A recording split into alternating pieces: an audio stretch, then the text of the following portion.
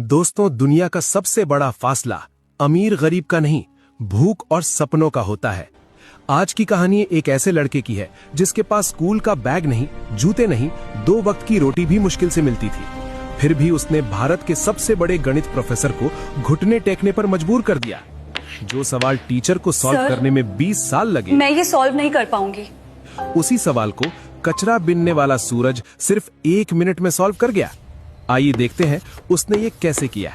सुबह की धूप अभी ठीक से निकली भी नहीं थी कि शहर के सबसे फेमस और महंगे आर्यभट्ट इंटरनेशनल स्कूल के गेट पर हलचल शुरू हो गई। ये स्कूल रईसों के बच्चों के लिए था, जहां टैलेंट से ज्यादा पैसों के दम पर एडमिशन मिलता था। बड़ी बड़ी गाड़ियां रुक रही थीं और एसी कारों से बच्चे उतर रहे थे। उनके कपड़े चमक रहे थे, उनके जूतों पर धूल का एक कण भी नहीं था। लेकिन इसी चमक दमक से दूर स्कूल की दीवार के ठीक बाहर कूड़े के ढेर के पास एक 12 साल का लड़का खड़ा था। उसका नाम था सूरज। सूरज का हुलिया ऐसा था कि लोग उसे देखकर मुंह बना लेते थे। उसके कपड़े गंदे थे, शर्ट के बटन टूटे हुए थे और पैरों में अलग अलग रंग की हवाई चप्पलें थीं, जो शायद उसे किसी कचरे के डिब्बे में मिली होंगी। उसके कंधे पर प्लास्टिक का एक बड़ा सा बोरा लटक रहा था। लेकिन अगर आप ध्यान से सूरज की आंखों में देखते तो वहां आपको भूख नहीं, एक अजीब सी चमक दिखाई देती। सूरज कचरा बीनता था, लेकिन उसका ध्यान प्लास्टिक की बोतलों पर कम और स्कूल के अंदर से आने वाली आवाजों पर ज्यादा रहता था। उसे कूड़े के डिब्बों में ज्यामिति के शेप्स दिखते थे। उसे गाड़ियों के नंबर प्लेट्स में मैथ्स के पैटर्न नजर आते थे। वो कभी स्कूल नहीं गया था, लेकिन ऊपर वाले ने उसे एक ऐसा दिमाग दिया था जो कैलकुलेटर से भी तेज चलता था। आज स्कूल में माहौल कुछ अलग था। 12वीं क्लास में सन्नाटा छाया हुआ था। क्लास में प्रोफेसर दिग्विजय सिंह आए। दिग्विजय सर शहर के सबसे सख्त मैथ्स टीचर माने जाते थे। उनके बारे में कहा जाता था कि उनके सवाल बच्चों के पसीने ही नहीं, जान भी निकाल देते हैं। दिग्विजय सर आज बहुत गुस्से में लग रहे थे। उन्होंने हाथ में पकड़े डस्टर को जोर से टेबल पर पटका। धूल, वो चिल्लाए, तुम सबके दिमाग में धूल भरी है। तुम्हें लगता है कि तुम्हारे पापा के पैसे तुम्हें पास करवा देंगे?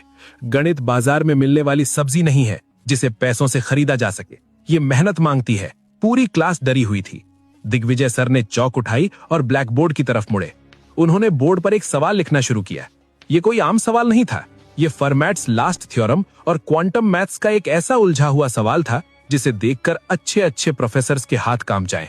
बोर्ड पर अजीबो गरीब निशान और नंबर भर गए। 10 मिनट तक वो लिखते रहे। जब वो पीछे मुड़े तो उनकी आंखों में एक चैलेंज था। ये सवाल, उन्होंने भारी आवाज में कहा, मैंने अपनी जवानी के 15 साल इसे हल करने में लगा दिए। ये आज भी अधूरा है। मैंने इसे दी इम्पॉसिबल इक्वेशन नाम दिया है। मैं तुम अमीर बच्चों को खुली चुनौती देता हूं। तुम्हारे पास इंटरनेट है, ट्यूटर्स हैं, दुनिया भर की किताबें हैं। अगर कल सुबह तक किसी ने इसका सही जवाब निकाल दिया तो मैं अपनी टीचिंग की नौकरी छोड़ दूंगा और उस स्टूडेंट को अपनी सोने की घड़ी इनाम में दूंगा। क्लास का टॉपर, जिसका नाम विक्रम था, उसने चश्मा ठीक करते हुए सवाल को देखा और मन ही मन हार मान ली। ये सवाल सिलेबस के बाहर नहीं, दुनिया के बाहर का था। घंटी बजी और प्रोफेसर गुस्से में पैर पटकते हुए बाहर चले गए। बच्चे भी बड़बड़ाते हुए निकले। पागल है बुढ़ा, विक्रम ने अपने दोस्त से कहा। यह सवाल कोई इंसान हल कर ही नहीं सकता।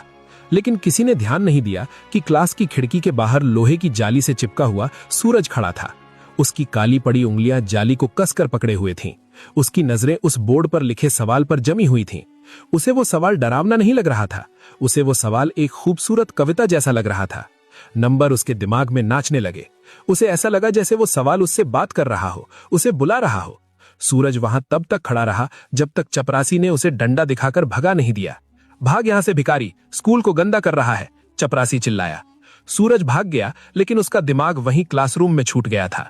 दोस्तों, कहानी में आगे क्या हुआ ये जानने से पहले अगर आप ऐसी ही दिल को छू लेने वाली कहानियां सुनना पसंद करते हैं तो अभी हमारे चैनल को सब्सक्राइब कर लें ताकि कोई भी नई कहानी आपसे मिस ना हो।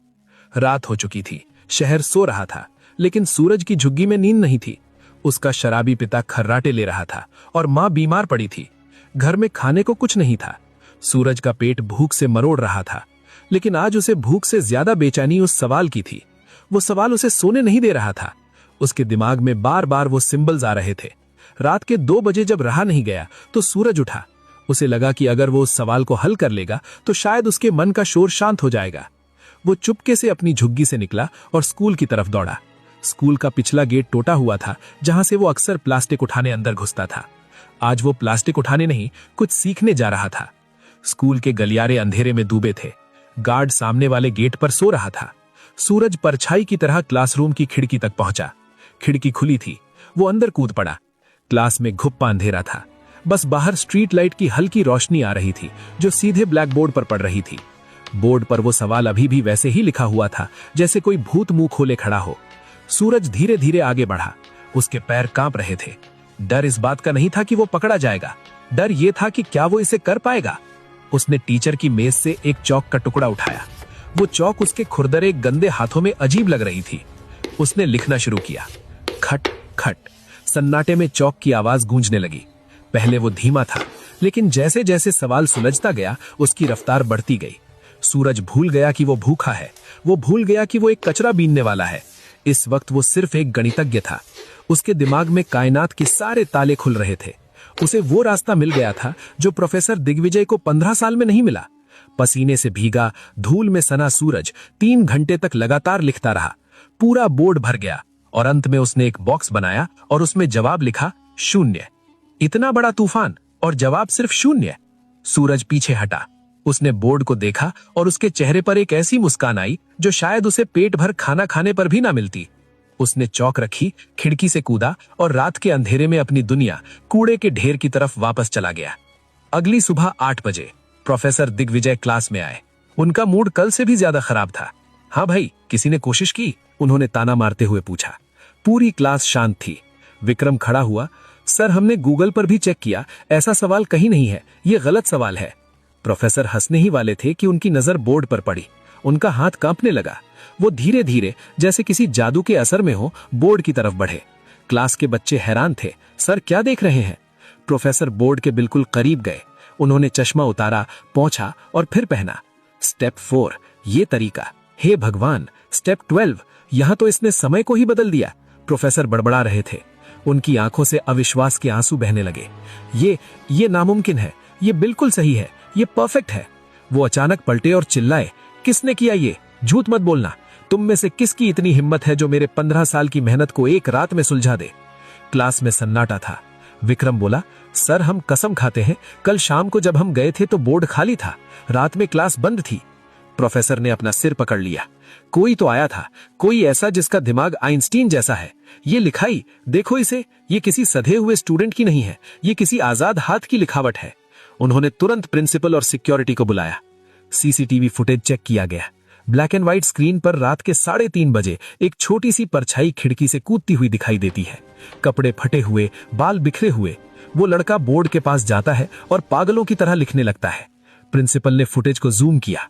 अरे, ये तो वही कचरा बीनने वाला लड़का है जो कल गेट पर खड़ा था। प्रिंसिपल ने मुंह बनाते हुए कहा, गार्ड, जाओ पकड़कर लाओ उसे, जरूर चोरी करने आया होगा और बोर्ड खराब कर दिया। रुको, प्रोफेसर दिग्विजय जोर से बोले। अगर किसी ने उसे चोर कहा तो खैर नहीं, उसने चोरी नहीं की है, उसने तो इस स्कूल को और मुझे एक नई दिशा दी है। उसे इज्जत से मेरे पास लाओ। थोड़ी देर बाद 2 गार्ड सूरज को पकड़कर स्टाफ रूम में ले आए। सूरज बुरी तरह डरा हुआ था। उसे लगा कि चोरी छुपे घुसने के लिए उसे पुलिस के हवाले कर दिया जाएगा। उसके कपड़े गंदे थे, शरीर से बदबू आ रही थी। स्टाफ रूम में बैठे बाकी टीचर्स ने अपनी नाक पर रुमाल रख लिया, लेकिन प्रोफेसर दिग्विजय, वो अपनी कुर्सी से उठे और सीधे सूरज के पास गए। सूरज ने हाथ जोड़ लिए। साहब, माफ कर दो, मैंने कुछ चुराया नहीं, मुझे बस वो सवाल परेशान कर रहा था। मुझे लगा मैं उसे ठीक कर सकता हूँ। चौक भी मैंने वापस रख दी थी साहब, मुझे मत मारो। उसकी आंखों में आंसू थे, गरीबी और बेबसी के आंसू। दिग्विजय सर की आंखों में पानी आ गया। उन्होंने सूरज के गंदे हाथों को अपने हाथों में ले लिया। वो हाथ जो शायद कभी साबुन से नहीं धुले थे, आज एक प्रोफेसर उन्हें चूम रहा था। बेटा, तुमने कुछ नहीं चुराया, बल्कि तुमने तो मुझे वो दे दिया जो मैं पूरी जिंदगी ढूंढ रहा था। प्रोफेसर ने पूछा, तुम्हें ये सब किसने सिखाया? तुम स्कूल नहीं जाते? सूरज ने सिर झुका लिया। साहब, स्कूल जाने के लिए पैसे नहीं थे। कचरे में पुरानी किताबें मिलती थी, रद्दी वाले की दुकान पर बैठकर पढ़ लेता था। लोग कहते हैं मैं पागल हूं क्योंकि मैं दीवारों पर नंबर लिखता रहता हूं। मुझे लगा मैं गलत करता हूं। प्रोफेसर ने उसकी ठुड्डी पकड़कर उसका चेहरा ऊपर उठाया। तुम पागल नहीं सूरज, तुम जीनियस हो। तुम वो हीरा हो जिसे दुनिया ने कीचड़ समझकर फेंक दिया था। प्रोफेसर उसे लेकर क्लासरूम में गए, वही क्लास जहां अमीर बच्चे बैठे थे। सूरज दरवाजे पर ही रुक गया। अंदर आओ, प्रोफेसर ने कहा। जैसे ही सूरज अंदर आया, बच्चे हंसने लगे। अरे, ये तो कचरे वाला है, छी, कितनी बदबू आ रही है। प्रोफेसर ने डस्टर पटका। खामोश, अपनी जुबान बंद रखो। आज इस कमरे में अगर कोई सबसे अमीर है तो वो ये लड़का है। तुम सबके पास पैसे हैं, लेकिन इसके पास वो दौलत है जो बांटी नहीं जा सकती। प्रोफेसर ने चौक सूरज के हाथ में भी। सूरज, क्या तुम इन्हें समझा सकते हो कि तुमने वो आखिरी स्टेप कैसे किया? सूरज ने कांपते हाथों से चौक पकड़ी। पहले उसे डर लगा, लेकिन जैसे ही चौक बोर्ड पर चली उसका डर गायब हो गया। वो समझाने लगा। उसकी आवाज में भरोसा था। उसने बताया कि कैसे उसने हवा की गति और समय को जोड़कर वो सवाल हल किया। जब उसने बोलना बंद किया तो क्लास में सुई गिरने जितनी शांति थी। जो बच्चे उसे बुरी नजर से देख रहे थे, अब उनकी आंखों में इज्जत और हैरानी थी। प्रोफेसर दिग्विजय ने अपनी कलाई से सोने की घड़ी उतारी और सूरज की कलाई पर बांध दी। वो घड़ी सूरज के पतले हाथ के लिए बहुत बड़ी थी, लेकिन उसकी चमक सूरज के आने वाले कल से कम थी। प्रोफेसर ने कहा, आज से तुम कूड़ा नहीं उठाओगे, आज से तुम कलम उठाओगे। तुम्हारी पढ़ाई, तुम्हारा खाना, तुम्हारा रहना, सब मेरी जिम्मेदारी। मैं देखता हूं कौन तुम्हें रोकता है। सूरज रो पड़ा। सूरज रो पड़ा। वो प्रोफेसर के पैरों में गिर गया। साहब, मुझे बस पढ़ने देना, मुझे भूख नहीं लगती, मुझे बस सवाल हल करने हैं। प्रोफेसर ने उसे उठाया और गले लगा लिया। उस दिन उस महंगे इत्र से महकते स्कूल में एक पसीने और कचरे की बदबू वाले लड़के ने सबको इंसानियत का पाठ पढ़ा दिया था। स्कूल के बाद सूरज बाहर निकला। उसने अपना वो पुराना गंदा बोरा उठाया, उसे एक बार देखा और फिर उसे वहीं डस्टबिन में डाल दिया। यह सिर्फ एक बोरा नहीं था, यह उसकी पुरानी जिंदगी थी जिसे वो हमेशा के लिए छोड़ रहा था। उसने आसमान की तरफ देखा। सूरज चमक रहा था, बिल्कुल उसके नाम की तरह। दोस्तों, ये कहानी हमें बताती है कि टैलेंट किसी महल का गुलाम नहीं होता, वो झोपड़ियों में भी पैदा हो सकता है। हमारे देश में न जाने कितने सूरज हैं जो रोज कूड़े के ढेर में अपना बचपन और अपना टैलेंट बर्बाद कर रहे हैं। जरूरत है तो बस एक प्रोफेसर दिग्विजय की, जो उस हीरे को पहचाने और तराशे। अगर आपके आसपास कोई ऐसा बच्चा है तो उसे बुरी नजर से मत देखिए। शायद उसकी आंखों में भी कोई सपना पल रहा हो। गरीब होना कोई पाप नहीं है, लेकिन एक टैलेंटेड बच्चे को गरीबी के कारण खो देना समाज का सबसे बड़ा पाप है। आपको ये कहानी कैसी लगी? क्या आपने भी कभी किसी ऐसे छुपे हुए टैलेंट को देखा है? कमेंट करके जरूर बताएं। और अगर इस कहानी ने आपकी आंखों में आंसू ला दिए हों तो इसे लाइक और शेयर जरूर करें। याद रखिए, असली अमीर वो नहीं जिसके पास नोट है, असली अमीर वो है जिसके पास ज्ञान है। जय